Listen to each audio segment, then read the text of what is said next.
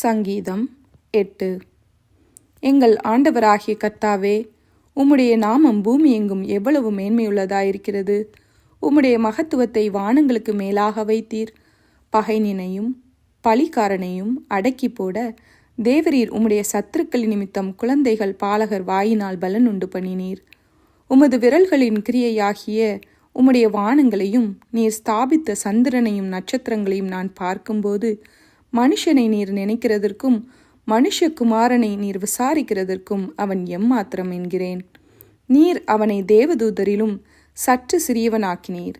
மகிமையினாலும் கனத்தினாலும் அவனை முடிசூட்டினீர்.